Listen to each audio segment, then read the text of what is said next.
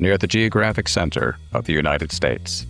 Within the Osage Plains rises Norman, Oklahoma, a city whose significance in literature extends throughout the nation and across the globe.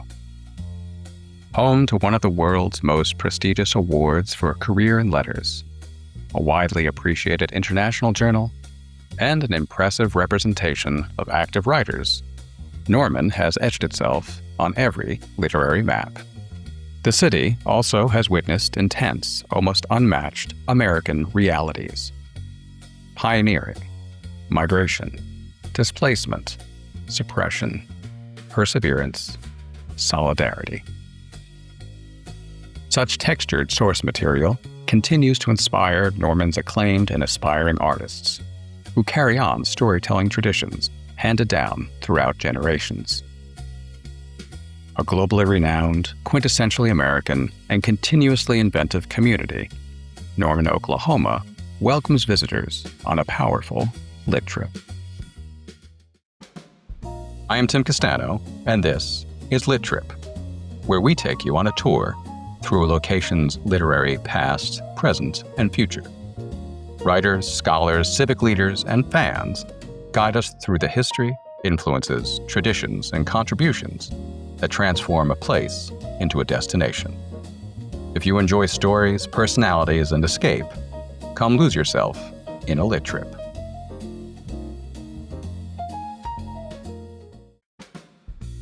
Norman serves as home to the Neustadt International Prize for Literature, colloquially known as the American Nobel, awarded since 1970. Celebrating novelists, poets, and playwrights, honorees have included such figures as Gabriel Garcia Marquez, Patricia Grace, and Boubacar Boris Diop. The Neustadt Prize is sponsored by the University of Oklahoma and World Literature Today, a periodical with considerable reach and recognition earned over its 100-year lifespan, a period chronicled in the recent publication A Compass on the Navigable Sea, edited by Daniel Simon. Together, the Neustadt Prize and World Literature Today endow Norman with unmistakable cosmopolitan gravitas. We spoke with Dr. Simon, who is editor-in-chief of World Literature Today, to which he has devoted over 22 years. World Literature Today presently celebrates its 100th anniversary. In fact, you recently released A Compass on the Navigable Sea, 100 Years of World Literature for the occasion. What does it mean to you and the team to steward such an enduring cultural asset, especially one with a lifespan that parallels a transformative epoch across the globe? Well, I would say, just looking back a century, if you consider the mid-1920s, how much literary modernism was flourishing at the time. And of course, that was a transatlantic phenomenon. And most people think of New York and Berlin and London and Paris as the capitals. But, in 1925 alone, Virginia Woolf's Mrs. Dalloway, Marcel Proust's Albertine Gone, Franz Kafka's The Trial, Alain Locke's The New Negro, and F. Scott Fitzgerald's The Great Gatsby were all published in what the BBC once called the greatest year for books ever. But in the United States, there was this political isolationism growing after World War I, which really prevailed at that same time. So you have the Immigration Act of 1924, which imposed sharp limits on who could come to America's shores. The social fabric was being rent by recent race massacres and Jim Crow policies. And by the end of the decade, of course, the Great Depression. But Roy Templehouse, who was a young professor of German and chair of the Department of Modern Languages here at the University of Oklahoma, nurtured another dream, which he fostered in the pages of a literary magazine he dubbed Books Abroad. So now, 100 years later, the United States seems equally strife-torn. But rather than looking inward in a navel-gazing sort of way, our mission is to continue looking out to the world, keeping a finger on the pulse of international literature and culture, and promoting what we consider to be the best of that culture in the pages of World Literature Today. You published Dispatches from the Republic of Letters, to mark the 50th anniversary of the Neustadt Prize. Early in that work, the point is made how the Neustadt Prize originated very much within the context of American ideals. Now, Norman sits almost at the geographic center of the United States. Have you ever reflected on the significance of this prestigious international prize emanating from the heart of the country? I really have.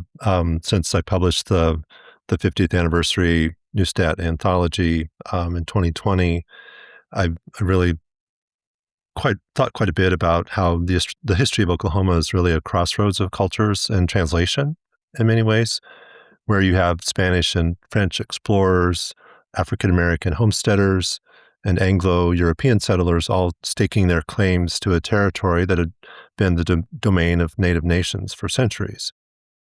And in the center of that contested landscape and against that grain of isolationism that I was talking about, Dr. House, who had assisted European orphans and refugees after World War I, really believed that launching a literary periodical on the Southern Plains might, quote, begin fostering contributions to the scholarly and cultural activities of the nation, unquote, as he wrote in a letter to the university's president in fall 1926.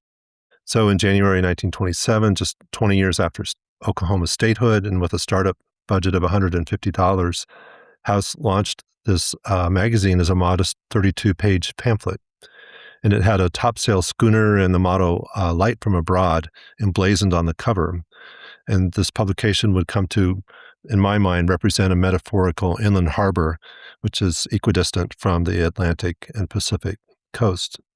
So in the late 1960s, Ivar Ivask, who was our Estonian editor for 24 years, had this idea for the Neustadt Prize, which he thought would be a reflection of American ideals in literature and not just what he considered the Nobel Prizes, sort of superannuated criteria for awarding mostly European writers the award late in their careers. And so by 1970, he found $10,000 to give the very first prize to an Italian writer, Giuseppe Ungaretti, who had been born in Egypt, and then in 72 to Gabriel Garcia Marquez, the Colombian writer who had become famous for 100 Years of Solitude.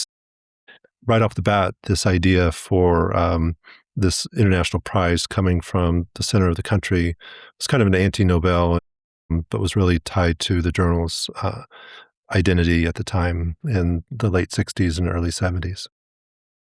Through your work, you introduce authors from around the world to Norman. What are their impressions?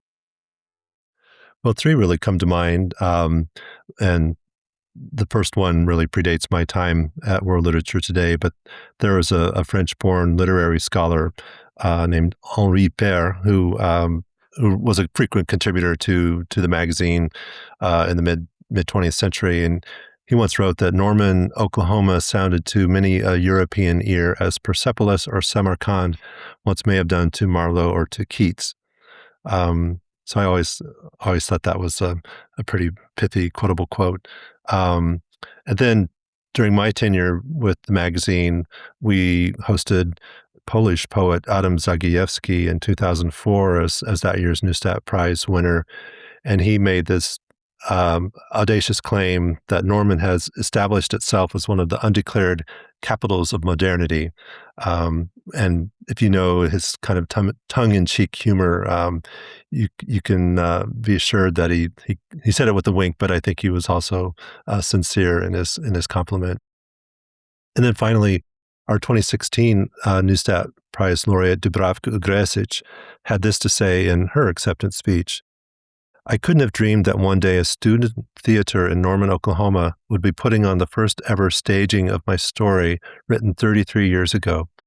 The literary landscape that has greeted me in Norman has touched me so deeply that I briefly forgot the people who are stubbornly taking us back to some distant century, the people who ban books or burn them, the moral and intellectual censors, the brutal rewriters of history, and the latter-day inquisitors." So I really enjoy those three particular authors' perspectives on thinking about how they responded to their visits to Norman and what their impressions have been over the years. Of course, Kafka never came to Oklahoma, but he set his final posthumous novel, "The Nature Theater of Oklahoma," was one of the great scenes in America, and so there's always been, I think, a fascination with this idea of Oklahoma as a place for lighting out to the territory and staking a claim here. What sites and locations would you recommend to a visitor who wishes to understand Norman's literary history as well as its current artistic community? Well, I'd start actually right here in the building where I'm sitting, which is Monette Hall on the North Campus, which is kind of the historic heart of the University of Oklahoma. And is home to, or until this month, was actually home to the Western History Collections, which represent an incredible trove of manuscripts, photographs, and books that date back to the 1890s, in addition to containing world literature today's archives. So while I was working on A Compass on the Navigable Sea, the Centennial Anthology Project, just sitting in the great reading room up on the third floor of Monette Hall felt like sitting in the crow's nest of a great ship sailing along the southern plains, as I was reading letters from some of the 20th and 21st century's greatest writers. So these collections are open to the public, so anyone can come and consult them. But there have been so many incredible writers that have gone to the University of Oklahoma over the years, especially in the 1920s. Muna Lee, Lynn Riggs, and other writers were students here. And so there's a great tradition of creative writers who have come from the campus. Many of their papers are in the collections in the library. Then just a stone's throw from Monette Hall is historic Holmberg Hall, which has been hosting writers, performers, and visiting politicians since 1918, including William Butler Yeats, William Howard Taft, Louis Armstrong, Marilyn Horne, and Martha Graham, among some of the early most prominent names. For the current artistic community, I'd recommend a visit to Green Feather Books, Norman's native-owned independent bookstore, the Second Wind Coffee House, which is close to campus, which hosts a monthly open mic poetry reading. And then there's just a rich variety of art galleries which line the streets of downtown Norman, which is home to the Norman Arts Council, along with terrific venues like the historic Sooner Theater. And then you have performance events throughout the year, like the one sponsored by the Weizenhofer College of Fine Arts on campus, the Norman Music Festival, the Medieval Fair, the Summer Breeze concert series, and the Firehouse Arts Center, and then Jazz in June, all providing an incredible range of year-round cultural diversions. You engage in almost every stage of the literary life cycle. So you educate new voices, you shape the contributions of active authors, you create your own work, and you celebrate among the most established writers in the world. Do you find working across all enhances how you perform in each? Yeah, I would say as a campus-based publication, World Literature Today is really tied into the educational mission of the University of Oklahoma. And so we work with students who are interested in getting involved in publishing or becoming writers or translators or artists in their own right. And so a lot of them will do internships with the magazine. I teach a course on magazine editing and publishing every year. We offer seminars connected with the writers who come to campus through the Neustadt Prizes and the Peterborough festivals every year. And that teaching mission really, I think, animates my own work as an editor, as a writer. My wife and I have 3 daughters. They've all grown up here in Norman. Now they're in their 20s and have kind of spread their wings and gone on to other things, but they all had the opportunity to meet some of the visiting writers who would come to campus, and I think that's kind of rubbed off on them as in their own aspirations to do creative writing and cultural work. So, but really, I do think every aspect of the work that I do with WLT, from the Nobel Prize winners and Neustadt Prize winners down to emerging writers, enhances everything else that I do as a poet, as a translator, as a parent, and as a professor here on campus. Your own poetry draws deeply from a sense of place. How does Norman resonate with you as an author, and do any of your poems speak to your relationship with the city? Well, I think back to the early 2010s, when I wrote the very first poem of a book that I was calling at the time Oklahoma Burning, which would appear in my debut collection of poems, which I ended up calling Cast Off. But this particular poem is I see as kind of the text of that particular collection, because we were experiencing a summer heat wave in 2012, I believe, when more than 60 days the high temperature topped 100 degrees here in the state. So I sat down and started thinking about what it means to live on the Southern Plains and in this particular climate and in this geography and geology, and thinking about all of the non-human species that are part of the landscape here. So I wrote a poem in dialogue with Elizabeth Bishop's great poem called At the Fish Houses, which is set in the icy North Atlantic off the coast of Canada. And I could read it for you if you're interested. Yes, please do. This is my poem called Oklahoma Burning. And it begins with an epigraph, as if water were a transmutation of fire, which is a line from Bishop. What we imagine knowledge to be, writes Bishop, something that's flown. Does she mean in flight or flowing down? A Heraclitean river of change, or the just eluded evanescence of what flits within grasp of our fingertips? That deluded surety which comes with stasis? Knowledge not known but flown, a knowing drawn from the world's rocky breasts, a cold, hard mouth more straining than supple. Labials from cracked lips unslaked, parched by a flame both deep within the earth and wheeling, raptive, sky-torn, not flowing but drowning, and this atmosphere, breathless, bowed down, blown. That's called Oklahoma Burning. What do the next decades hold for world literature today, for the Neustadt Prize, and for literary life in Norman?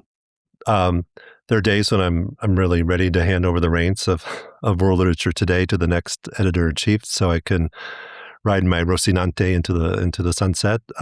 But seriously, though, I think we have a really great creative team in place that will set the magazine on a steady course for the next 100 years, with great leadership from our executive director, Dr. R.C. Davis-Undiano, the current provost at OU, president, who are all very supportive of our missions.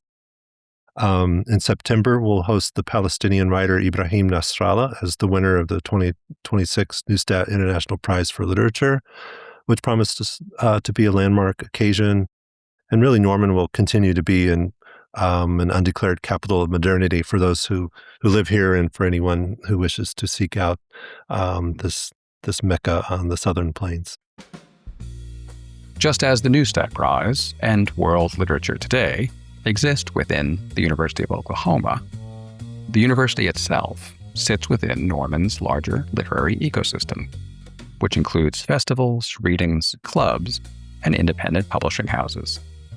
Green Feather Books has established itself as an essential resource for readers, authors, and bookish travelers, partnering with a number of Norman's institutions to enhance offerings for the public. Heather Hall founded Green Feather Books and brings to the city's ongoing cultural conversation her insights as a bookseller, a writer, a Norman native, a Chickasaw citizen, and as a judge for the National Book Award Foundation. Green Feather Books opened in August 2022 and immediately established itself within Norman's literary ecosystem, which includes the university, the Neustadt Prize, among other initiatives and platforms. As someone born and raised in Norman who has enjoyed a lifelong love of books, what does it mean to play such an important role in your community?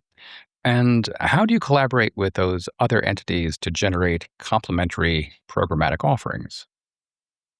This is such an interesting question. Because I think when you're in the big middle of planning events and putting things together and buying books and shelving books and planning pop ups at different events, you don't really think of yourself as important. I'm not going to lie.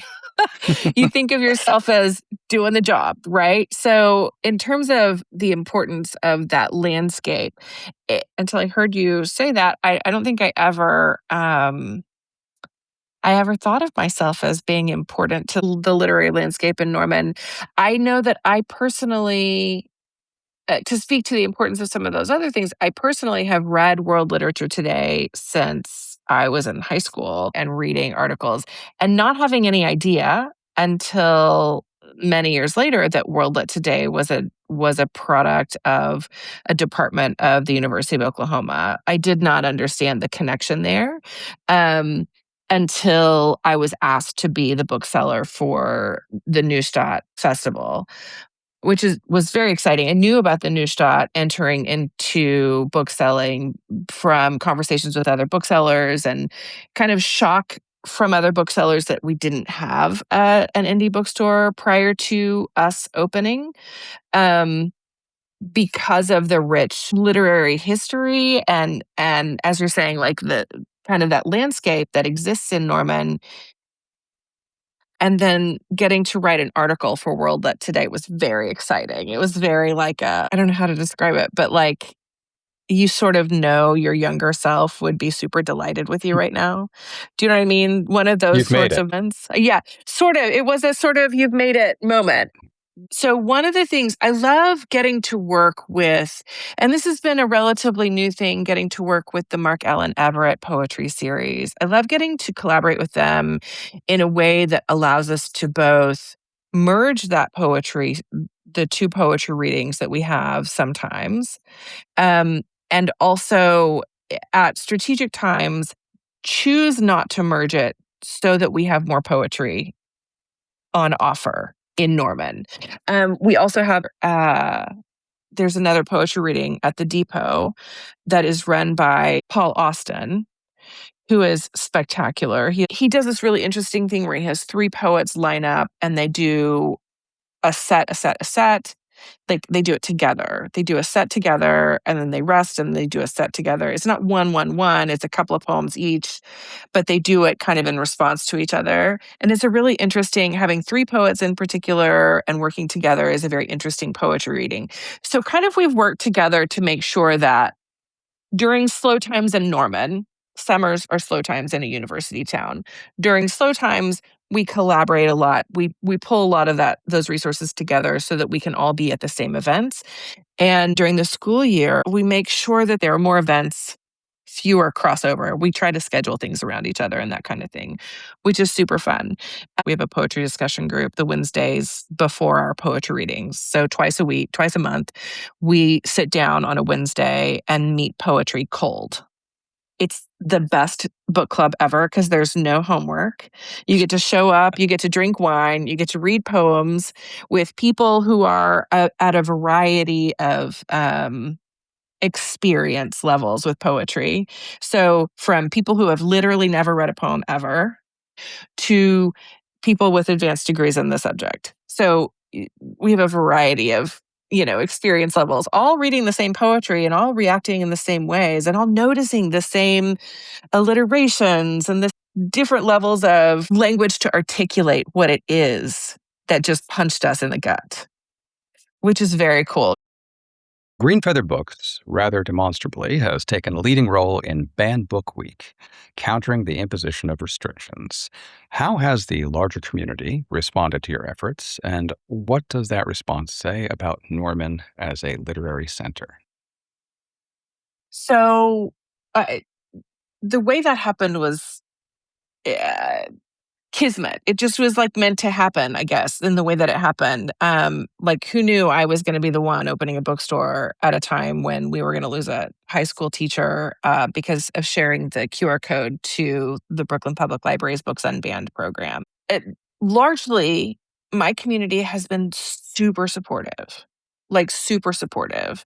One of the primary reasons that we kind of got all mixed into the middle of that is that initially I was a parent working with other parents, putting together t-shirts that we were going to give to students because our teachers were told they could not share this um, banned books week sort of free library card, like digital library card that kids could get.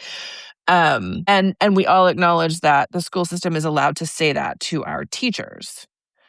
But kind of the response internally was, we'll be good goddamned if they tell our kids they can't share that information. And so we participated in this project, and we were the easiest centrally located place for people to come and pick things up. So rather than having parents who had full-time jobs trying to drive t-shirts around to other places, we just left them at the store and let people come and pick them up at the store initially. And at the store we were already making buttons, like little, punk rock do it yourself buttons, where we were literally just printing a 1-inch QR code. So we were making those and giving them out too. My kids immediately went to middle school with the QR code. And largely the response has been very, very, very supportive. Some of it has been circumstantial supporting in that they want to participate in this kind of parents thing, having their kids have these t-shirts. But so they were coming to the store to get them because that was the easiest way to make that happen.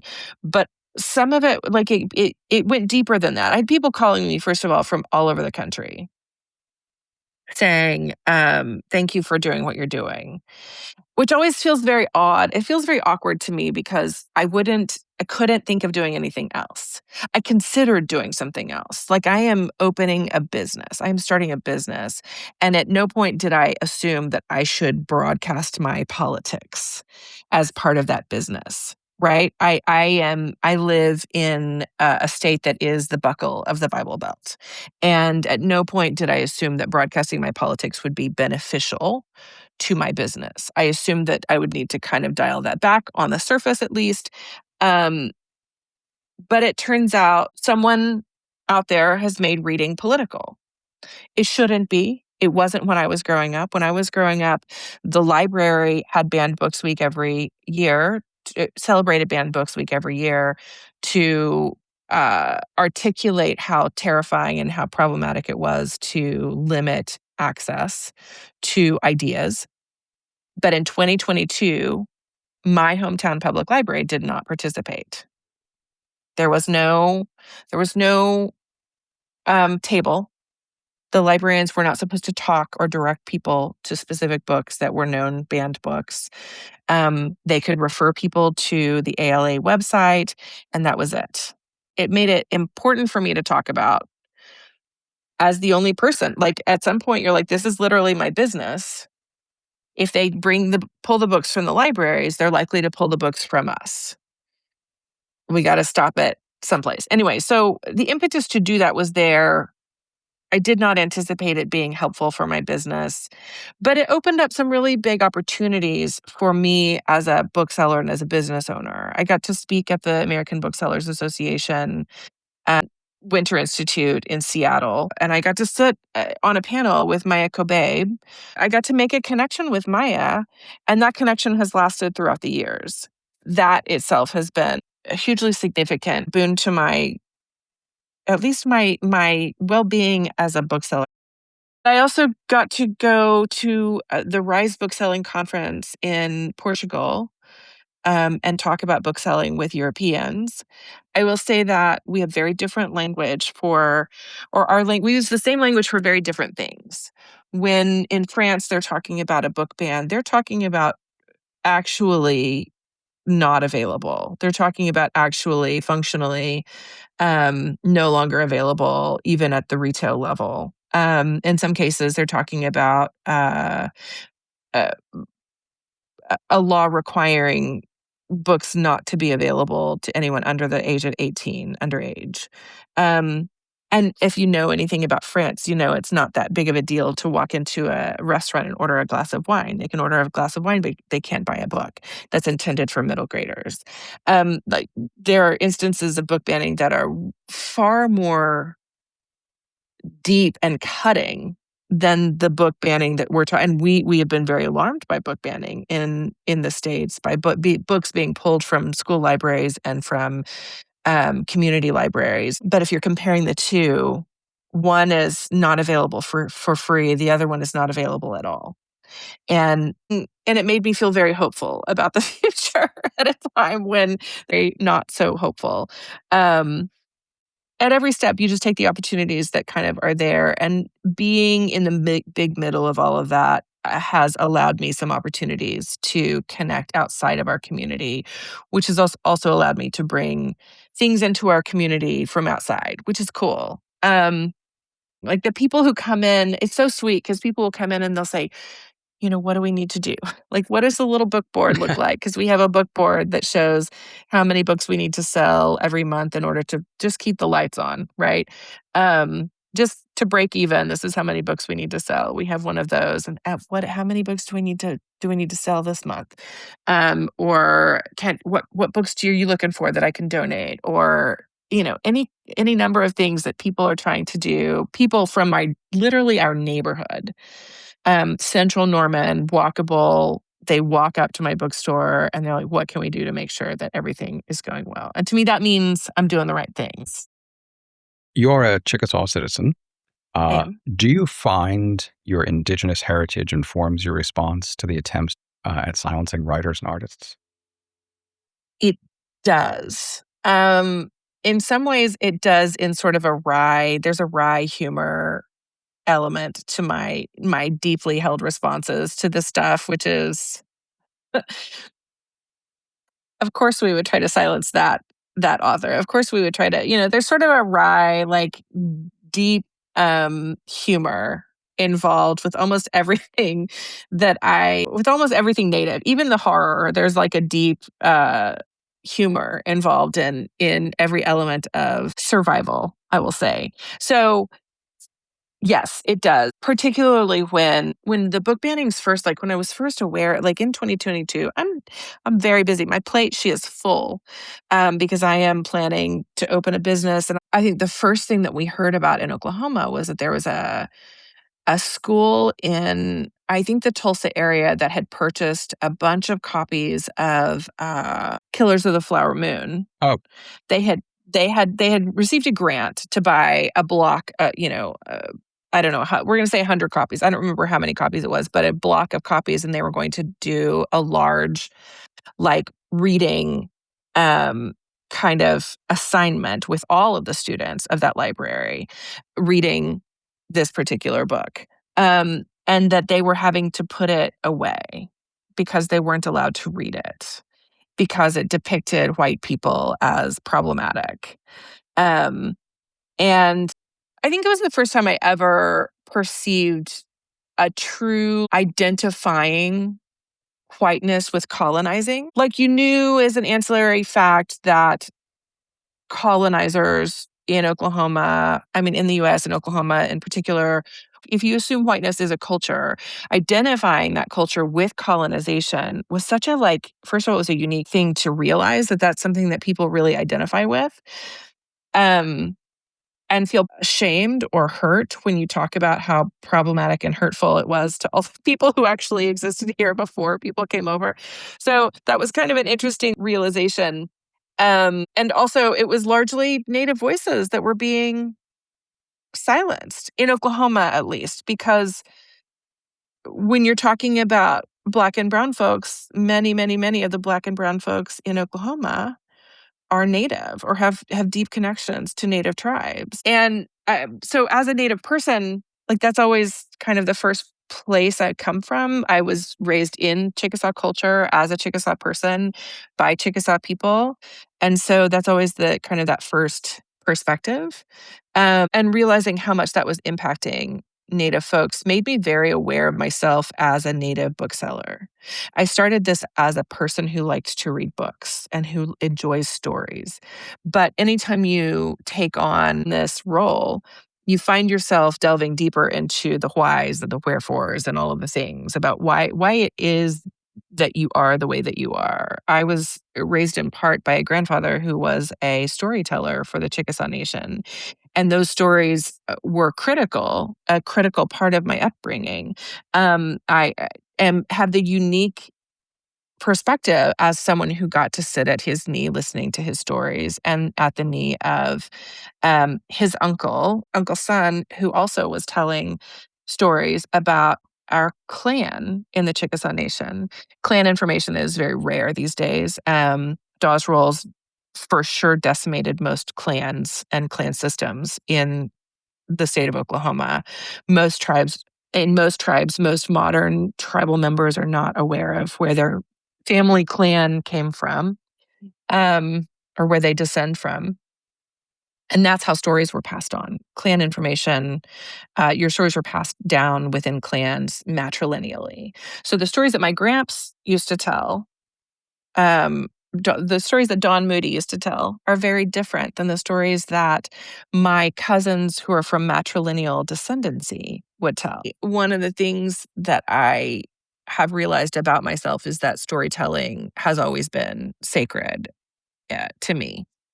Like that's probably the strongest theme in my life is that storytelling and storytellers, by the act that they are doing, they are keeping oral tradition alive. In Native circles, they are keeping oral tradition. My gramps was keeping an oral tradition alive that had existed for many, many generations. He was telling the same stories that had been told for many generations, passed down father to son in that case, because he came from a very strong patrilineal descendancy. But the way stories are handed down, it makes sense to me the way that my book story is even divided. Almost, it's not divided by gender, but there are patrilineal stories and there are matrilineal stories. Patrilineal stories tend to be political stories and war stories and how did we survive stories. And matrilineal stories tend to be the stories about what made us who we were. They tend to be the stories that have more philosophy and culture and deep knowledge about the world around us and our interconnectedness to the world around us. And you can see that bear out even in the way that my bookstore is divided and where I decide to place books. It informs everything. It's about the way Norman and the literary fibers of Norman and the way they kind of intersect through the ages. Hmm. This is kind of a random story and involves family history as well. My mom worked for OU Press before I was born. My mom was diagnosed, and I'm telling you this because it stands out when someone tells you this. It stands out. My mom was diagnosed with pregnancy and cancer in the same doctor visit. So she was diagnosed with me and cancer at the same time. And that's been a theme in my life. She survived for 30 odd more years but it was a theme in my childhood and my growing up for a long time.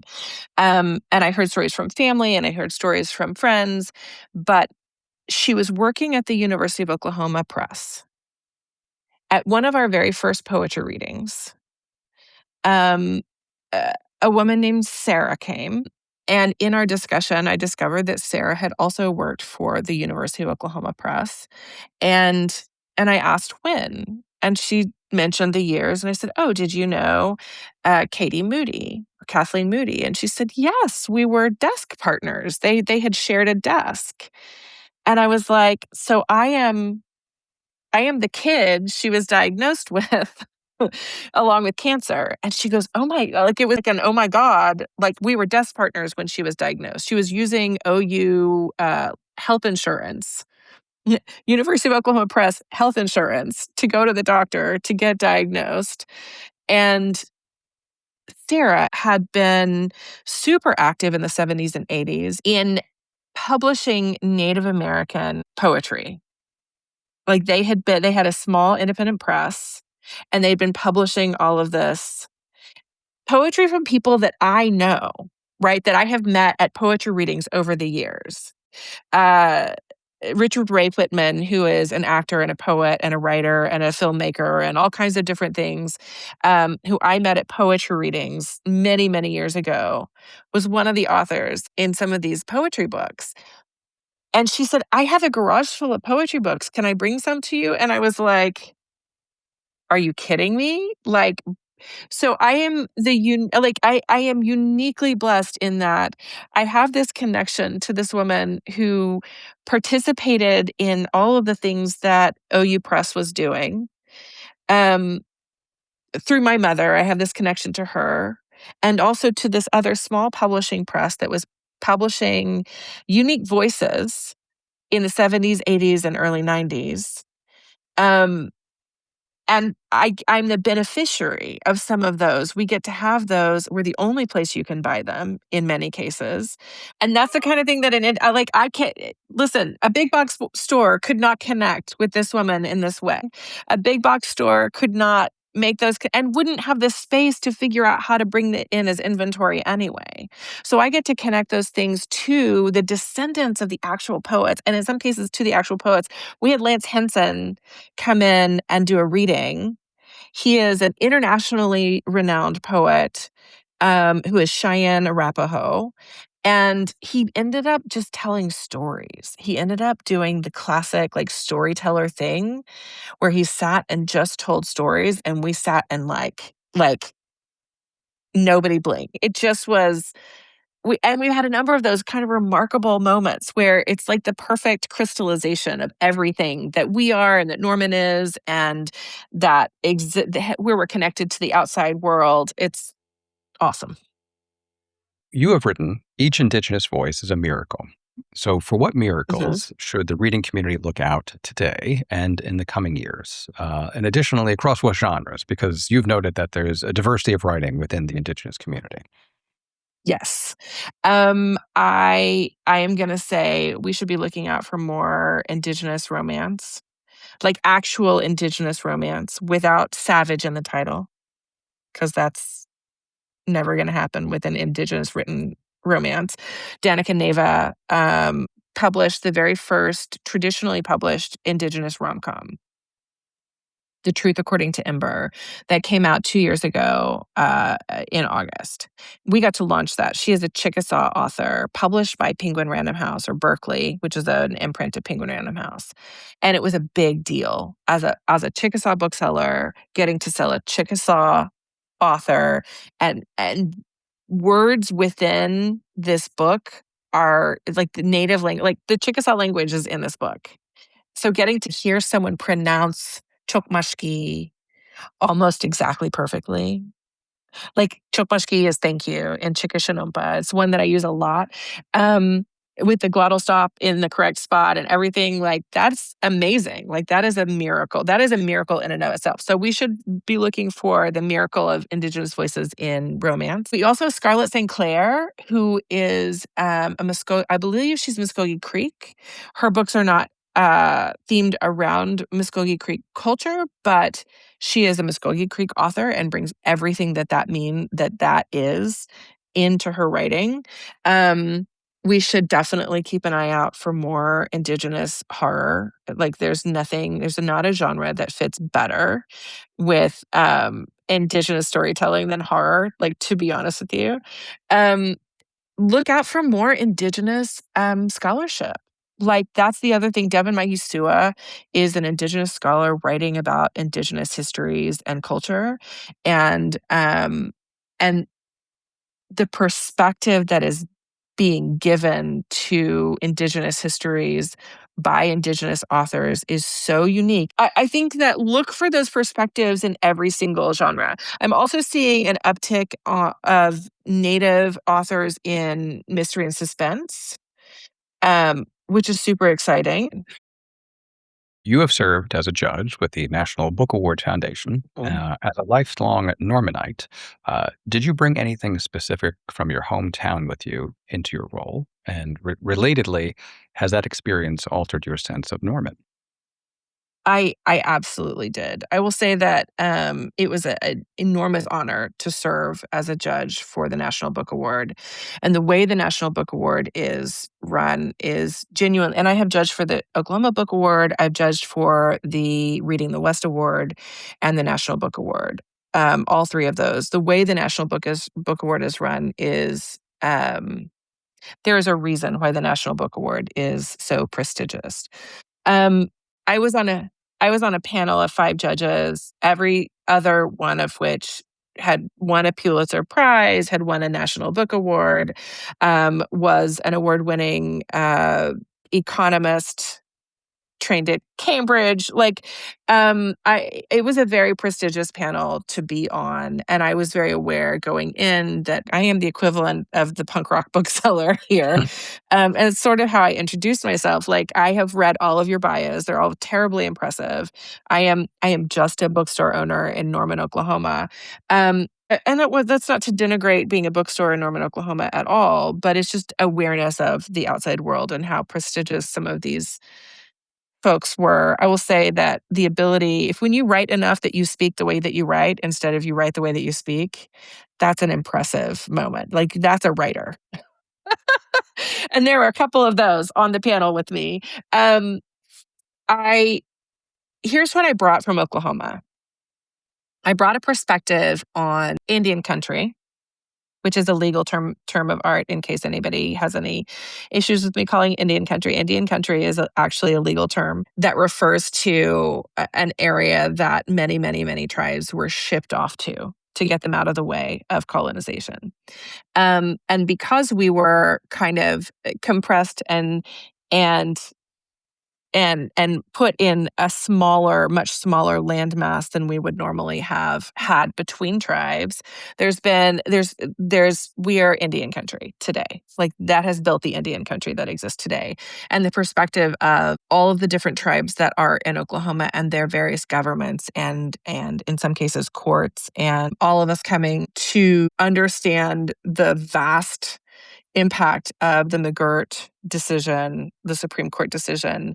I got to bring some of the impact of that on Oklahoma to the conversations that we were having, because we were judging for nonfiction. When you're judging for nonfiction, you're reading a lot. You're reading a lot of history, you're reading a lot of different things. And there were several things where I could bring an indigenous perspective to, which is to me an Oklahoman perspective too, that didn't exist elsewhere on the panel. It was really cool. It was really interesting. I also got to bring the bookseller perspective, which is to say there were several books that were awesome. Like, the research was awesome. The conversations that were going to happen as a result of these books, awesome. But the books themselves had not risen yet to the level of writing and storytelling that really deserves a National Book Award, right? It's being able to say, like, this is like very academic, and being able to be kind of the non-academic and a very accomplished academic group to say, this has huge academic importance, but it does not have huge, like the average person is not going to read this book, is not going to read past the intro of this book, because it is not written in a way that invites the average person to enjoy the story. So that was a perspective that did not otherwise exist. And I think that was really important to me, to be able to bring that. The everyday person perspective, which I think was also important. As Heather noted, Greenfeather Books is a host of the Mark Allen Everett Poetry Series, which since 2007 has brought to Norman esteemed contemporary poets, names such as Arthur Z., Joy Harjo, and many others. The Poetry Series is co-directed by Dr. Todd Fuller and Dr. Crag Hill, professors at the University of Oklahoma.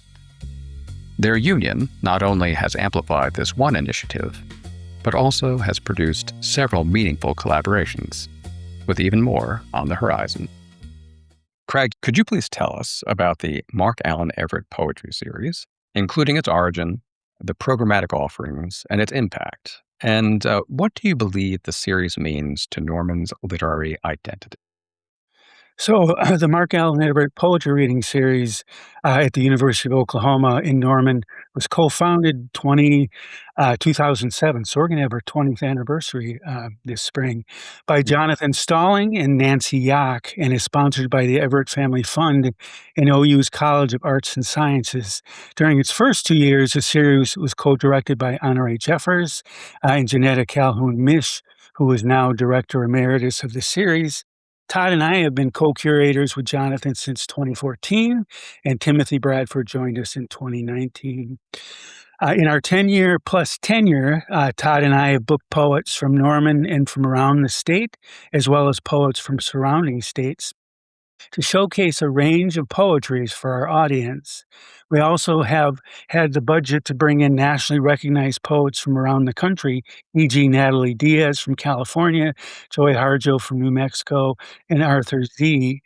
Jonathan, for a number of years, brought in poets from China as well. A conservative estimate of how many poets we've brought to Norman in the last 12 years is more than 120, some poets returning from afar for a second time, e.g. Alex Dickow coming back from Virginia Tech.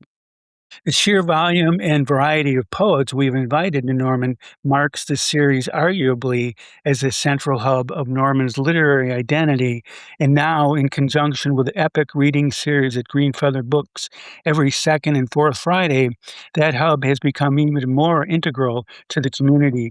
A Green Feather reading begins with a featured reader reading for 25 to 30 minutes, followed by a vigorous open mic where many nights a fledgling writer reads their work for the first time in front of an audience. Todd, the series draws poets from locations not dissimilar from Norman, such as Tim Lance from Lawrence, Kansas. Do you see any place-based unifying themes emerge among these artists? And does this perspective relate to what you captured in your book, Level Land? Thanks, Tim. Yeah, Level Land. That's a collaboration we took on as a result of trying to connect art and artists along the I-35 corridor. Because from Thunder Bay, Canada to Mexico City, that road is unified. I mean, it goes from those locations and all across the sort of the continental spine of the U.S. And what we realized is that with its college, industrial, and agricultural towns nestled along the road, or not too far from it, we recognized the immensity and power of place meeting life and movement in many locations with many readers that people consider flyover country, which is why we kind of chose the imagery that we did for the art, and that these factors were what was unifying the poems included in the anthology. Actually, is the diversity not only of place and space, but the diversity of language too, where we have Kiowa poems living beside Spanish translation poems, and of course many English language poems too. And that it's such a powerful thing that speaks to the layers of cultural complexities in abundance above, on, and below the land in the northern and southern plains, right? And so that's one reason why the anthology was so exciting, and any number of poets included in the anthology have actually read for the poetry series, right? And so for the series, we look for poets whose work speak to us individually first, and from there we relationship build, we start dialogue, we seek to create a platform and a place for poets and their work to shine. Typically, we get 15 to 30 people at any single reading, and have also had 75 to 100 at larger readings with multiple authors. And our poets typically stay one or more nights at a local B&B, engage in other events more times during a semester.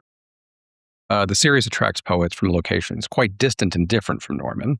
And how have those writers come to view the city through this experience? I think it's fair to say that many of the writers come to Oklahoma for the first time, are surprised by the energy and the receptivity of the poetry scene here. Our audience really shows up, engaging with poets long after a reading is over, often over a drink and meal at Blue, a downtown restaurant. And the audience really does possess a curiosity for all kinds of poetry. There's not just one poetry in Norman, from the sound poetry of Jaap Blanc, who came to us from the Netherlands, to the eclectic poetries of Pierre Joris, the nomadic polylingual poet, editor, anthologist, and translator, to Sai Howa's Comanche Gothic. The conversations between community members and featured poets can last for hours, even longer in some cases. We had a poet who came to us from the Bronx. He lives in the Bronx. He has family in London and Dublin. So, world traveler. He'd never come to Oklahoma, and he was absolutely fascinated by not only Norman, but we took him to the Wichita Refuge. He just really loved it, so we'll have to get him back. Prior to collaborating on the series, you co-created the exhibition Red Dust, Oklahoma, A Poetic History, which examined the history of Oklahoma's poetry from pre-statehood to 1941. So 2 questions, one about process and one about content. How do you complement one another when working on such a project? And what elements contribute to Oklahoma's richness as a subject and resource for poetry? Okay, so one of the beautiful things about collaborating with Crag is he had previous collaborations, and I really had not. And so when we started getting together, we sat down with our computers at the Western History Collections, which is where I'm curator now, and we opened up our laptops and started reading the individual poems, and we were reading them at the same time. And once we got done, then we'd start sharing back and forth, what we thought. Sometimes we were doing it with hard copies. We'd talk about craft. We'd talk about strengths, weaknesses, challenges, merits, what is working well, what's not. Every bit of poetry stuff that stuck with us while reading the poem. We would talk about these things. And it was just an absolutely, for me, a wonderful way with just he and I to sit down with the work, and it's just us and it's unfiltered. And we just got to embrace that work. Now, it was kind of tough at first. We had to figure out that we were probably overlaying our contemporary critical biases on top of these period pieces, and that we needed to actually not do that and meet these pieces at their place, at their time, with what they were doing, right? And so the critical moment during which the point itself was written of that moment. And so once we did that, once we got to the poem on its own terms, then meeting the poets and their work, and not necessarily working for Oklahoma's William Carlos Williams, when we did that, we became transformed readers and evaluators. And that's when we became absolutely amazed. I want to add that I think neither Todd or I had archival research experience. So the way I've described it to people, initially we were the Keystone Cops of archival research. We do simple things like noting, citations, page numbers, things like that.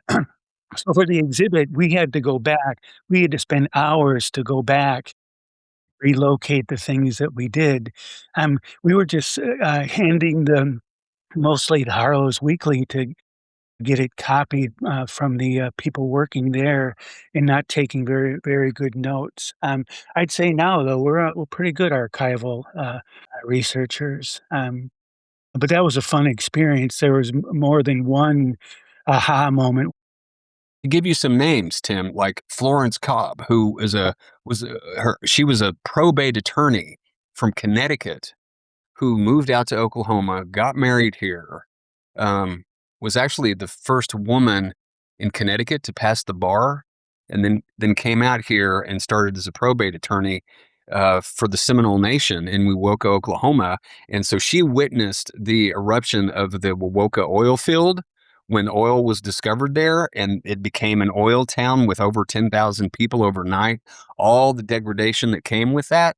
Well, she became known as the Oklahoma oil field poet. She started writing all of these social justice poems about the exploitation of the oil industry against people and against women, especially, and what they would endure as a result of going through this experience, right? Of the extractive industries, not only sucking life out of the land, but sucking life out of the people who were trying to make a living on top of the land. And she did that masterfully. And the first time that Crag and I sat down and started passing her poems back and forth, we just sat there, and every time we're like, holy hell. Oh my God, this is amazing. How have we never heard of Florence Cobb? Where is her poetry collection? And yeah, and it really hit home, when we have 14 of her poems that we have part of many projects. When we read all those through, she was a masterful poet. We've been trying to see if she has any papers anywhere, because it was said somewhere that she published, dozens of poems, and if the as good as those 14 are, if there's 14 more, there's a book. There should be a Florence Cobb Right. book.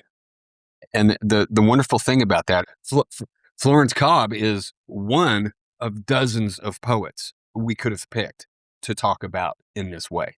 There's Winnie Lewis Gravitt, there's Ruth Muskrat Bronson, there's of course Lynn Riggs, um, there's Don Blanding, there's Maureen Halliburton McGee, Patsy Truscott, a lot of female poets, in part because we're actually working on a book that's getting ready to get published by the University of Oklahoma Press about women poets of Oklahoma who never published single author collections. So the women poets are fresh in our minds, but the spectrum is amazing of the number of poets. We did not expect to find both of us with PhDs in English. And not knowing hardly any of these poets except for Lynn Riggs. We'd heard of Lynn Riggs for different reasons. But most of the other poets had never heard of. So we were absolutely stunned and amazed. And that's what the exhibition gave us. Right. The exhibition gave us an inroad to multiple other projects that we realized we wanted to explore the history of Oklahoma poetry and how rich it is, and how not only how rich it was, but how rich it is right now, and what's going on now. Right. And obviously, we're bringing these two things together with the historical projects and with the poetry series. Craig, your scholarship focuses on young adult literature. Does the community of Norman, your students, your colleagues, the citizens, the places, shape this area of your work? Yeah, most certainly. In my role as a teacher educator, teaching teachers to teach writing and literature, future secondary English teachers, I'm graced with a yearly course called Teaching Literature in Middle and High Schools, in which I can share the literature I've been researching. Students read a book a week in the semester, so 12 to 14. One 4-week unit of that course is usually dedicated to reading novels by Indigenous authors from our region, e.g., Brandon Hobson's The Removed, set in Tahlequah, northeastern Oklahoma. Oscar Hokia's Calling for a Blanket Dance, set in Lawton, the southwest corner of Oklahoma, and Cynthia Leitich Smith's Hearts Unbroken. The main character is from Oklahoma, but it's actually taking place in Lawrence, Kansas, a little bit to the north of us.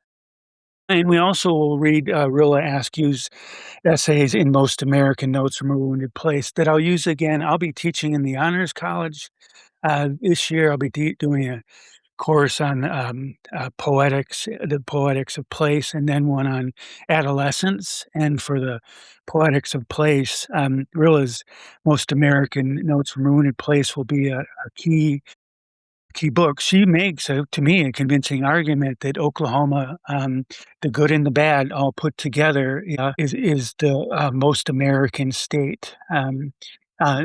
See what our honor students think about that. Uh, I really think it's important that the pre-service teachers realize that there's a lot of great literature being written now about Oklahoma. They're always sort of surprised that there's a published novel Oklahoma. I'm just surprised that the English majors, they're surprised when they hear that Rilla Askew is a nationally known writer. So it's an honor to be the one to introduce them to literature from their own place. A couple of things there. One, I held up this Angie DeBow book because I think it's in this book where she says that's where Rilla talks about Oklahoma being sort of this microcosm of the rest of the country, and it was Angie DeBow in this book who first suggested that. Oh, okay. I didn't know Um, that. Yeah.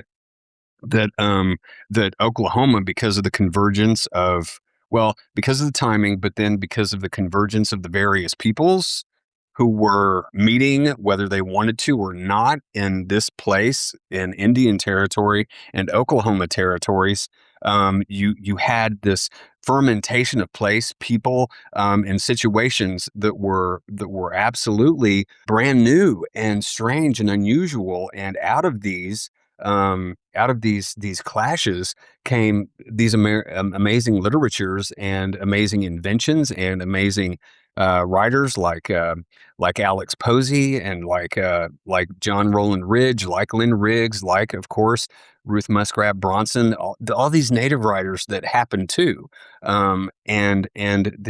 it's amazing to me that more people don't sort of understand Oklahoma as this amazing continental hinge, because of the history that's here, and because of all that's happened.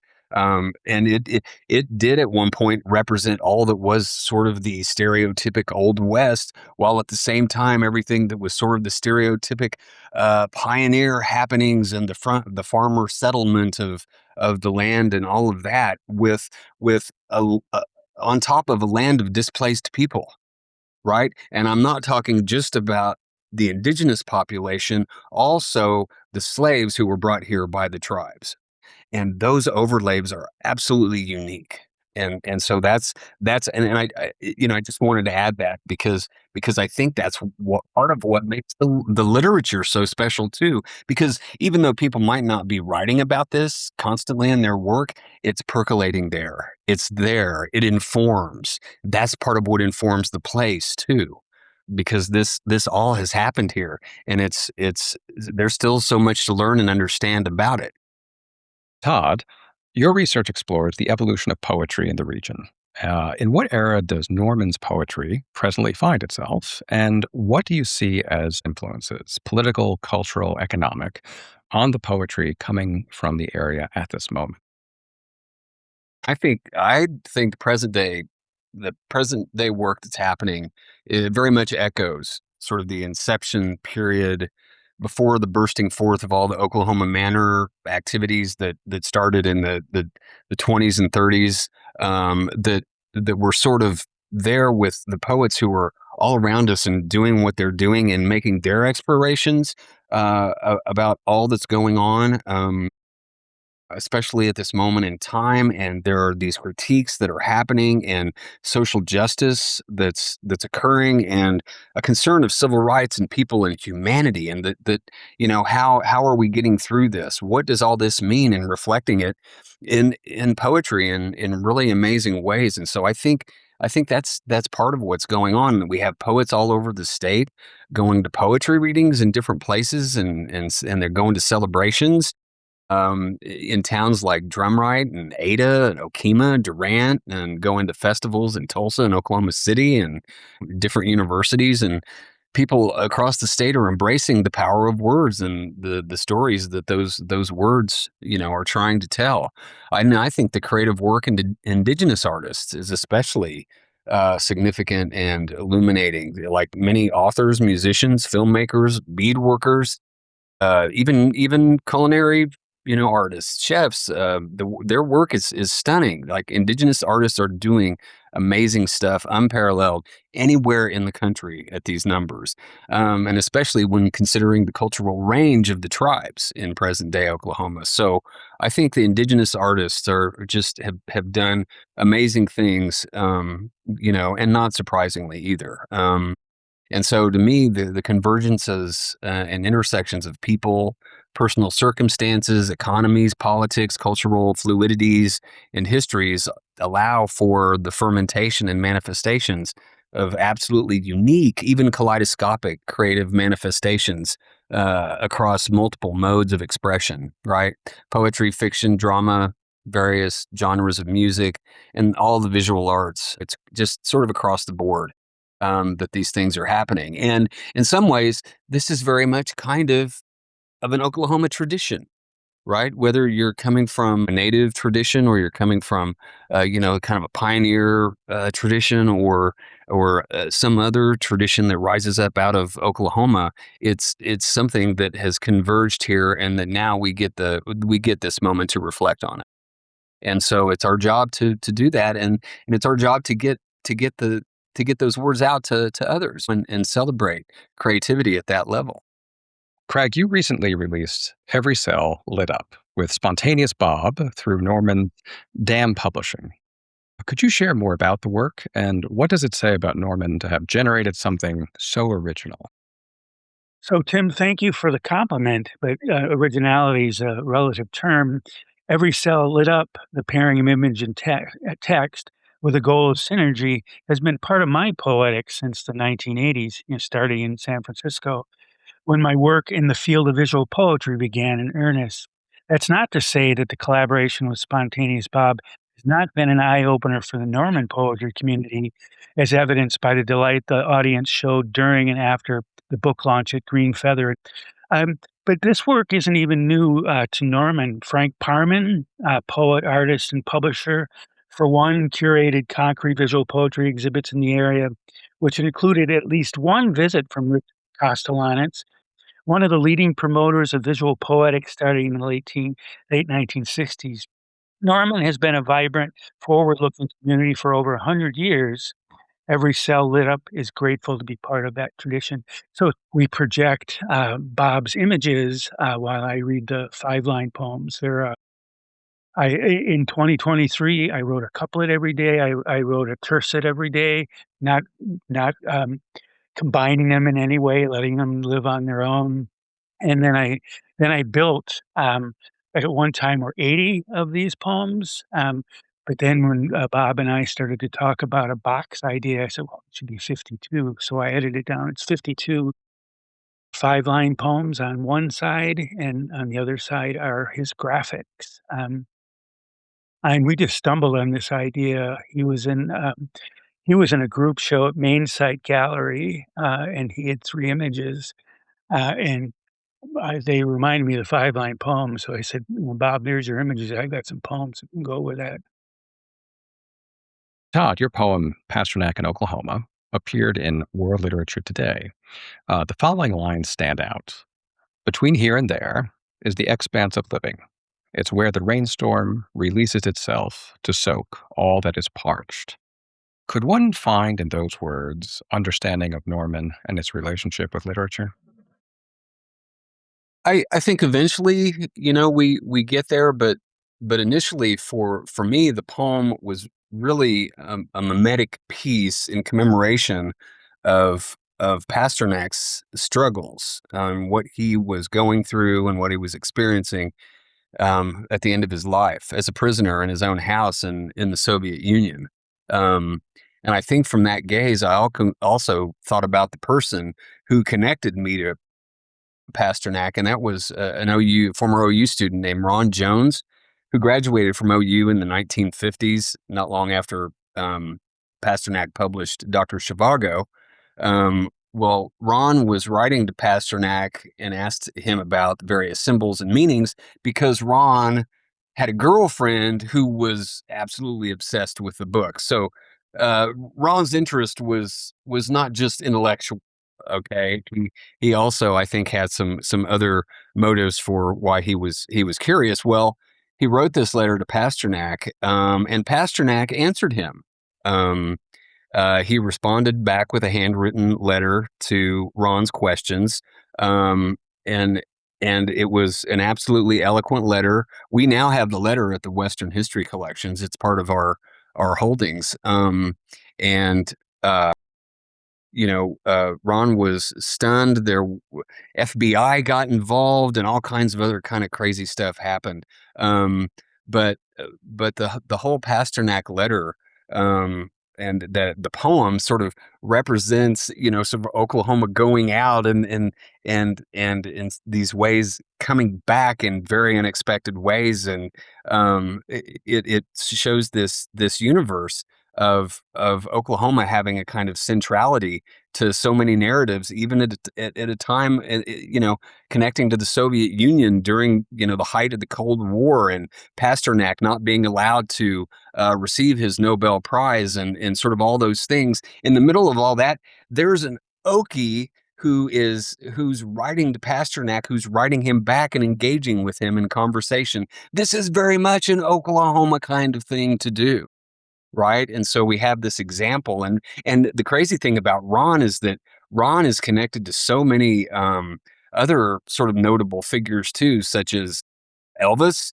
He saw Elvis at a honky tonk in Lawton in 1955. He saw Mario Andretti. He met the Clintons. He knows Condoleezza Rice. He's met George Bush and many others. And so from those shared places, the piece was created that finds a Southern Plains intersection with an origin point in Soviet politics of the 1950s.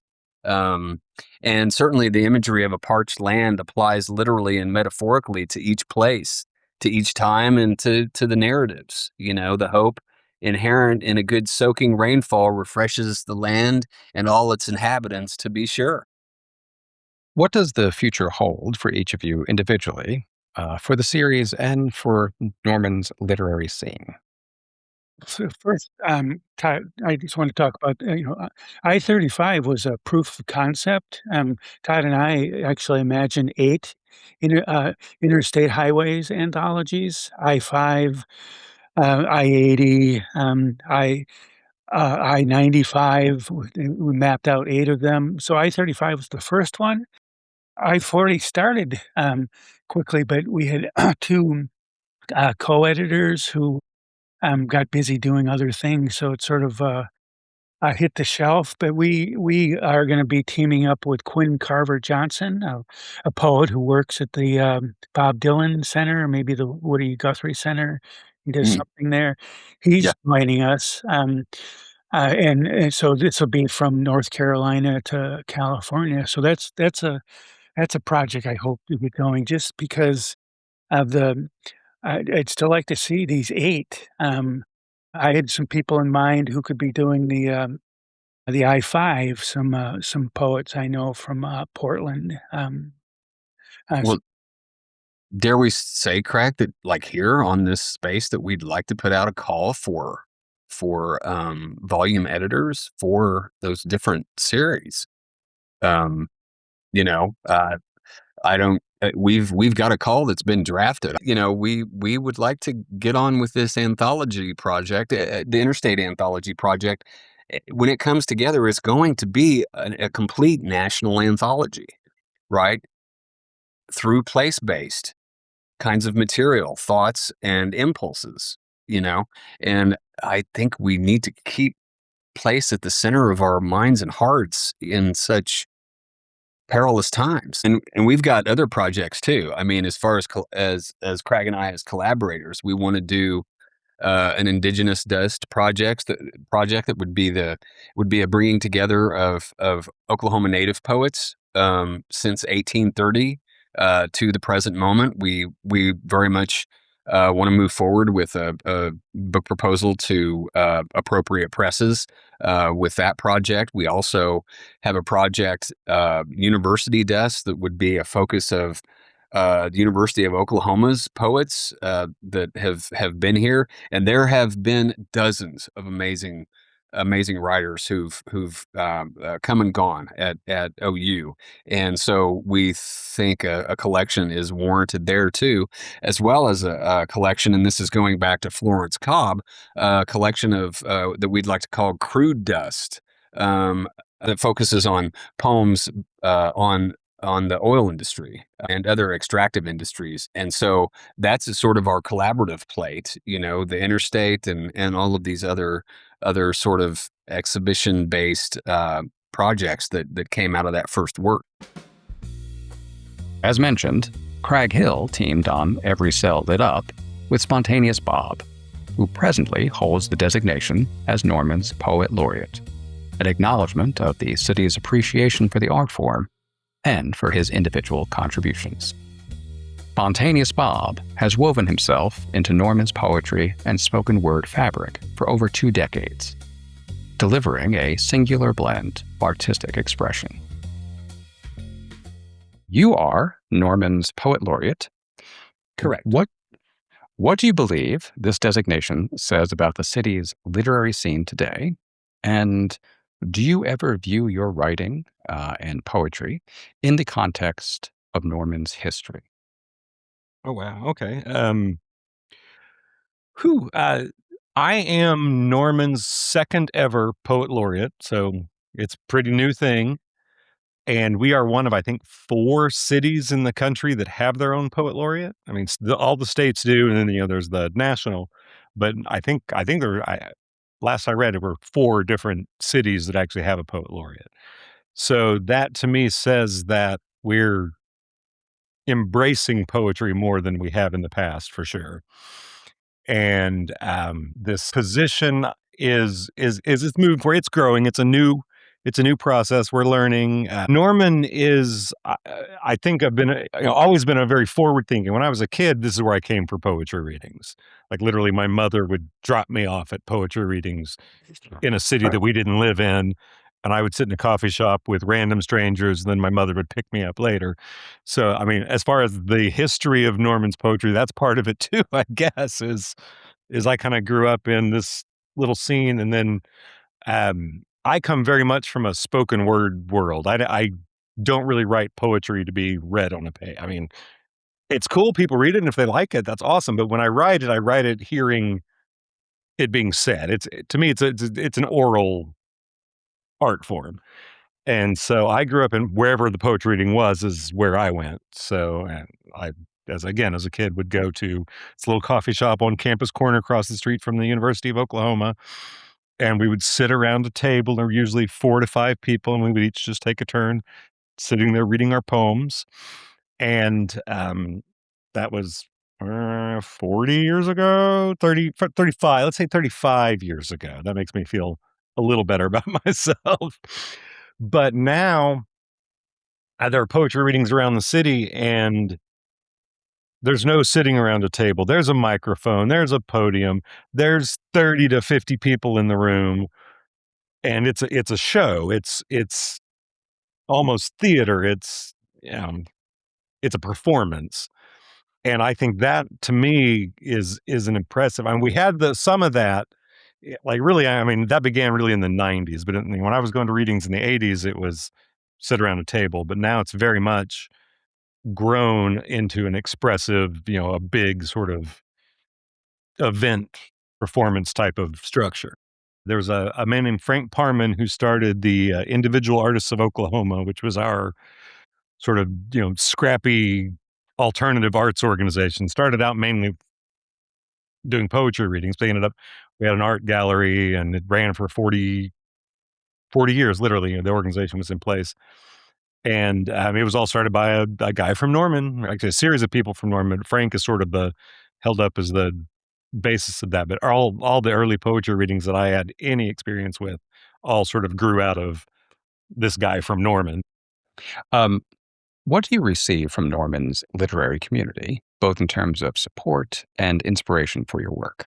To me, as far as support is just having a community where we can listen to each other. I say things and people listen, and then and then in turn we listen to each other. It's not, but there's the support there is community. It's there's anytime you go to a different reading, there's a core group of people who sort of live at that reading. That's their reading, and a lot of them you'll cross pollinate and things, but we've developed several really close knit readings in Norman, and you get sort of that community feel, which certainly helps with support. And as far as inspiration, oh my goodness, these people are amazing. And the breadth of and depth of poets that you hear at a poetry reading here in Norman are I'm always surprised and always a little amazed. And usually it's not the people you expect. I mean, we have great poets, and we have great poets who've been poets for 40, 50 years, and then we have, OU students, college kids who are like, "I've never read a poem before," and they get up and just the things that come out of their mouths just blow everyone in the room away. And so that sort of atmosphere is very fertile for inspiration and support both. It's, you have a community of people who all want to be heard, but also want to share and want to hear everyone else as well and want to, receive as well. And so to me, that's really important. You have pursued your art in Norman for over 2 decades. What changes have you witnessed in the city over the years? Oh goodness. As I think we talked about it earlier that when I first, poetry wise, especially was used to be, you'd sit in a bookstore or a coffee shop and read around a table, 4 or 5 poets. And now it's a much bigger thing. There's also obviously the city has gotten, and there's the fact that they have a poet laureate program, and that the fact that I became the poet laureate to me is kind of amazing because I am not a university professor. I'm not even an English major. I have a visual art degree, and the fact that it's not strictly an academic thing or what we were, slam kids in the '90s. There's no real singled out type of poet that happens in Norman, and we all come together and read together and hang out together. You participate in art walks around Norman, usually through Uncanny Art House. Could you describe what someone who joins would experience? Um, the interesting thing about Norman's art walks is it kind of depends on which end of the street you start on. This last art walk. This is the second Friday of every month, which is also when we do our open mics at Green Feather. We get people so we get a lot of people come in and out of the poetry reading, but we're kind of at the poetry reading during art walk. So that's sort of where I'm camped out. Or last month we did the open mic recently at Uncanny, so we brought the Green Feather crowd along to the Uncanny crowd. So it's there's a lot of different locations you can visit. And it's a really neat experience. Musicians on the streets, there's every gallery is open, every restaurant that isn't normally a gallery suddenly is sort of a gallery. And then you've got artists on the streets with tables, just sort of setting up vending. You've got sometimes a poet on the corner just reading a poem. And then, we do our open mics also at that time. So there's a lot of anything you can expect there. There's crochet, there's, paint, there's oil painting, there's fine art, there's sculpture, there's music, poetry. It's a big blend of just about everything you can imagine. And it's all just, once a month on our little main street in Norman. So, what does the future hold for Spontaneous Bob and for Norman? Oh, goodness. I hope only the best and greatest of things are in our future. For me, the poet laureate thing, I would like to sort of help grow that to where it serves the community more. We're learning, we're a new program, but I would love for it to, like, one of my goals is when you drive down through Norman at night, some building somewhere you will see a haiku projected on a wall or something. That's just one of the little projects I'd like to do. And also, coming from a visual standpoint, I'd like to, I like to take poetry and make it visual as well. Could you please tell us about Dam Publishing and its origins? So many, many, many, many moons ago, in a different time known as the '90s, I used to host a poetry reading in Oklahoma City, just right down the road from Norman here. So we're kind of, we're all kind of a metro area. And '90s were very slam. They were very energetic. Poems were very fast and loud. Hey, yeah, and it was all very, very performative and very not performative necessarily, but very performance driven.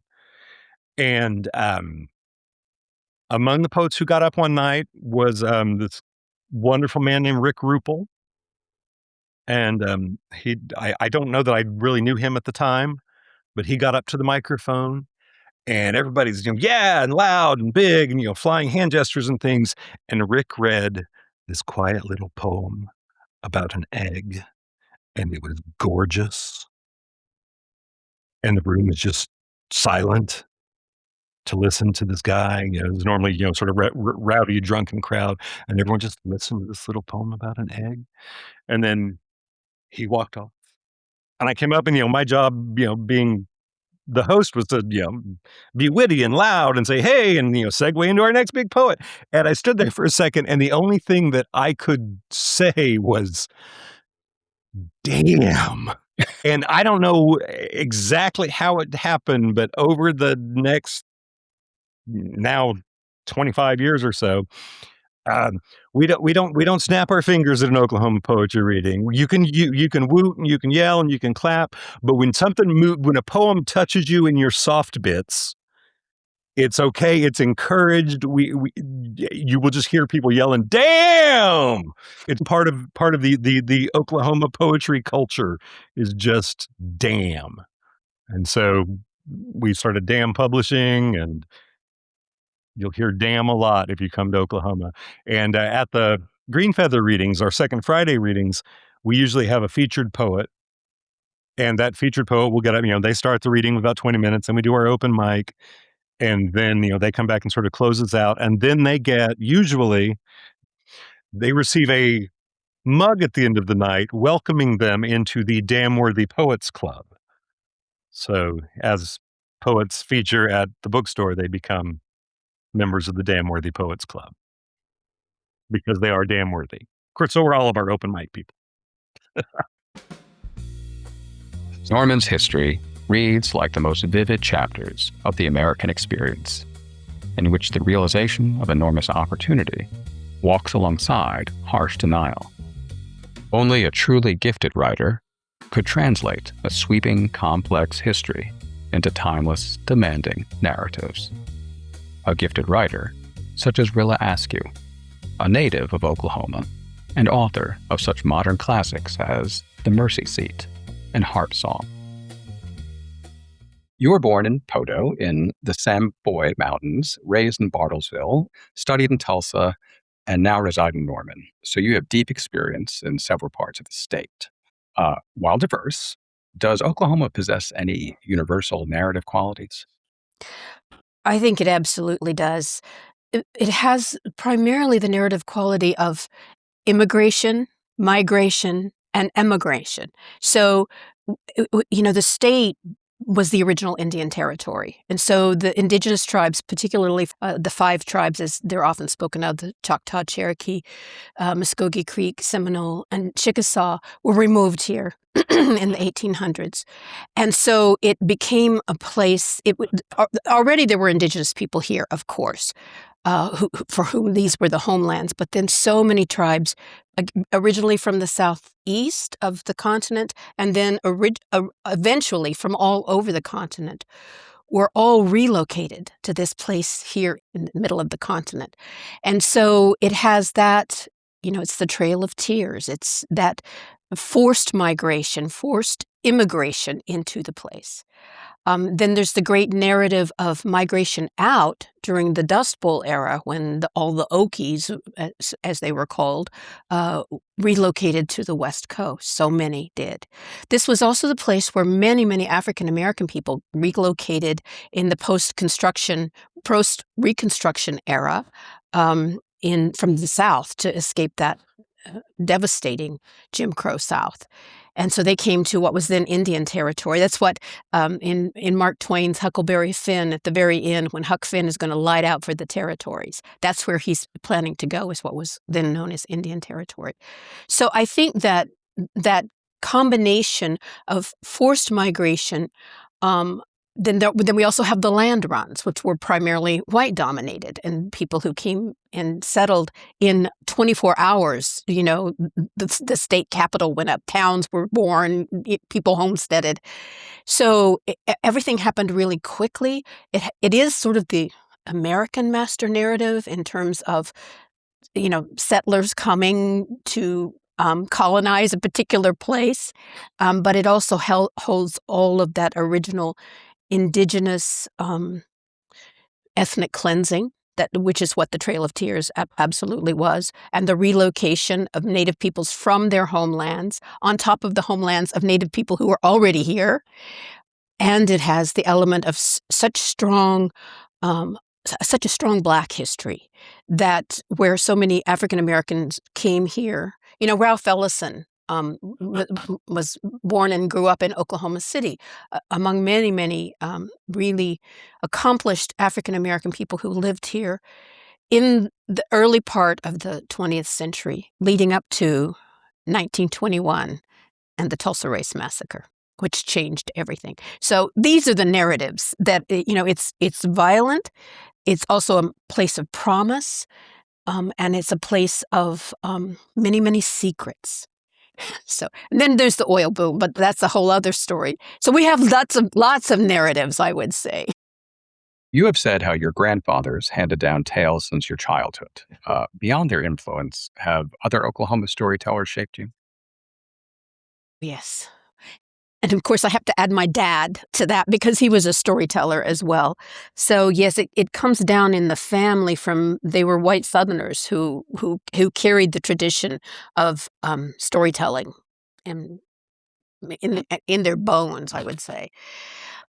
But probably one of the first big influences is Ralph Ellison, his Invisible Man. 75th anniversary of its publication is next year.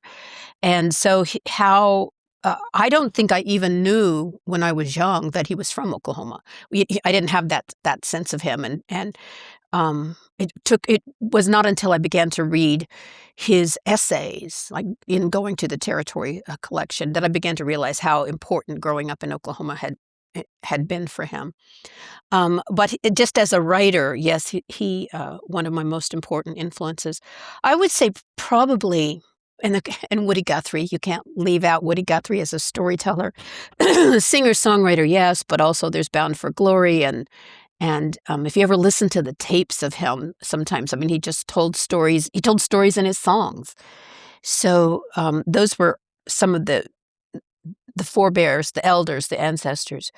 In my own lifetime, it's really been the indigenous poets. It's Joy Harjo, who, when I first encountered her work in 1989, I was so knocked out, and she was so writing to an Oklahoma that I knew and recognized, and yet she illuminated for me. Lance Henson, a Cheyenne poet who actually has lived in Europe for many years, but he was a very early influence. And I'm trying to think about other fiction writers whose work has influenced me.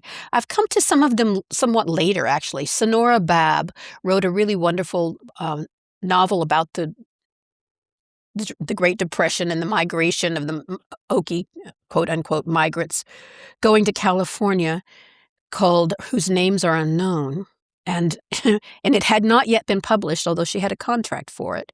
And she was working in the camps, in the Weed Patch Camp and the other camps in California with those migrants who were, again, there's that migration story out of Oklahoma going west. And of course, not just Oklahoma, the entire Dust Bowl was the whole region, but we were called Okies, and it was a very disparaging term. And she saw the poverty, and she worked there, and she was with the people, and she was writing about it.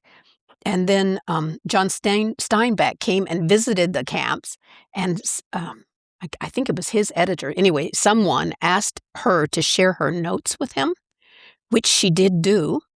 And then he wrote Grapes of Wrath, really entirely from her notes, largely. And then they rescinded the contract for her novel. They did not publish it. And it was not published until the very last years of her life. The University of Oklahoma Press published it, I think just a couple of years or a year before she passed away. So I would say a lot of Oklahoma poets have had, even though I don't really write poetry, I go to a lot of poetry readings, and I have a lot of poet friends, and reading their poetry, and especially their Oklahoma-themed poetry, really inspires me. In your work as a professor of creative writing at the University of Oklahoma, do you find any characteristics in your students that set them apart from your peers? And what in your students' work excites you about the upcoming generation of writers? I would say that what distinguishes my students is they have they have a kind of hunger, but their influence, and I think this is generational and not just specific to Oklahoma. Their storytelling, they have great imaginations and great ability to tell stories, but their storytelling is very television and film and video game oriented. And they don't know how to use the tools of fiction because they don't read enough fiction. So sometimes some of my students, and the students are from all over as within a university, but we have majority from either Oklahoma or surrounding states. Kansas is very much Texas. A lot of Texans come here to our university. And so their narratives are Midwestern, Southwestern. And once they begin to tap into their own story, they don't come to my classes interested in their own stories. They don't seem to have an idea of how strong and rich their own stories are. And so they come wanting to write speculative fiction and, basically genre fiction. And it does not take very long of having them read work that touches their own experience and where they hear voices that are like the voices of their grandparents, where they begin to be interested in telling their own story. So I don't know if I would say that this sets them apart from students anywhere else. I think that there's a unique sensibility in Oklahoma, but I don't know that necessarily translates to my students across the board because my students come from other places besides just here. You lived in New York for several years and settled in Norman in 2015. Uh, what does Norman give you as a writer that differs from what you experienced in a larger metropolitan region? Community. So it's not that one doesn't find community in New York. I had a terrific community at Brooklyn College, as a matter of fact. That was an MFA program and a community that arose out of that. But then if I would go to events in Manhattan, you feel that hierarchy and you feel like you're sort of always knocking at the window trying to get in. And I don't feel that here. I feel there's a great supportive artistic community, but in my case, it's primarily writers, but there are all the other arts here as well. And it's true absolutely in Norman, but it's also true elsewhere in the state. So there's a terrific writing community. I would say Norman, our writing community radiates outward to include Oklahoma City and surrounding areas. And then there's also a terrific writing community in Tulsa. And we have increasingly communication between the two metropolitan areas. And then there are bookstores and poetry readings and gatherings and groups in small towns all over this state, which people just would not know or expect. If you go to Ada, you go to Durant, as we call it, Durant, there are, monthly poetry readings and Shawnee gatherings of people who care about the written word. So that sense of that we are not in competition, that we are not all striving, for the golden ring, but that we are all looking to tell the story of our era, of our place, of what it is that we're bearing witness to. And there's a real sense of support. So that's a big difference in my experience between the two. I also lived in the Catskill Mountains for a long time and had good community there, but it wasn't a writing community. I didn't really have writing friends there, just a couple. And that, whatever your form is, your art form, that's where you need to find other people who know what it's like to be doing what you're doing so you can share it with them. Your work features themes related to social justice, and obviously never more relevant. Do you feel an even more urgent obligation today to highlight perhaps overlooked elements of Oklahoma's past so they do not become lost to history? Absolutely, and not just our past, but our present. It happens that I am primarily an historical novelist, so I do look to the past to understand, in the ways that it illuminates where we are today and how all of the elements of the past have shaped how we are today. But then there are also many elements that are happening in a more recent era. So, of course, the Oklahoma City bombing, the worst up until 9/11, the worst terrorist, greatest loss of life, most devastating domestic terrorist attack that had ever happened in this country. There's a wonderful novel about that, by the way, by another Oklahoma writer. She's not in Norman, but she lives in Edmond, which is just on the other side of Oklahoma City. Her name's Constance Squires. And so there's a novel called Low April Sun that came out last year around the time of the 30th anniversary of the Oklahoma City bombing that deals with the lingering trauma of that event. So, from 1995 forward, there are still also many stories and many hidden stories. There are political stories. The erosion of women's rights in this state, the fact that there are more women incarcerated in Oklahoma than anywhere per capita than anywhere in the world. Because of the harshness of our laws. And so it's primarily for, drug reasons and so forth. But so there's a real dichotomy in this state because, I know we're talking city, so we are talking Norman, but it's hard for me not to speak about the entire state because it affects everything. Norman is a marvelous I would just say liberal blue dot as a university town in an urban area. But we still don't have a strong enough effect on our statewide politics that affect everyone's lives. Homelessness, people the unhoused, the poverty rates, the poverty rates in the rural areas, the lack of support for our rural schools, and there are many troubles. But I think it's really women's issues are here as they are now that belong to the past but belong to now, and that this is an untold story or that needs to be told more. And so the high rate of incarceration for women, this also includes women who have killed their abusers, and or even a woman whose domestic partner killed her child, and she gets a worse and longer prison sentence than the man who did the actual killing. It happens again and again. So we could go for a long time on that, and maybe that will be my next novel. I don't know. I'm working on a novel now that deals with the theft of oil and the use of oil and the entrepreneurship and the capitalism in this state that is also historical. It's set in the 50s and 60s. So there are many stories that we still have yet to tell. They all involve social justice. From my point of view, there's no way but especially in this era, for us not to need to bear witness to that, whether it's in the past or just now. And there are always hidden stories because we always lie to ourselves or allow ourselves to be lied to about who we are and what we've done. What authors from Norman should we look out for in the future? Well, I have mentioned, I believe, Daniel Simon, who is the editor-in-chief of World Literature Today. He's also a poet.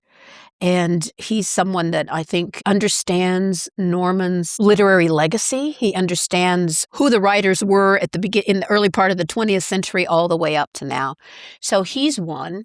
I'm trying to think of others who are specifically Norman-based. And I will tell you one who's going to be very soon, and that's Cherokee writer Brandon Hobson, who's coming here to teach at the University of Oklahoma starting in the fall.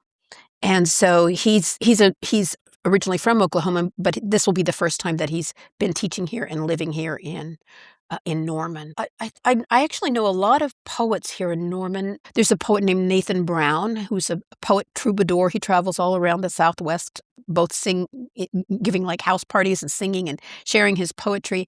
And he is Norman born and raised. And, I would, radiate out to include this area. And then I would just go right up 44 to Tulsa and touch base with Quraysh Ali Lansana, a marvelous poet there, Jennifer Croft. I mean, there's so many wonderful writers really in Oklahoma City and Tulsa.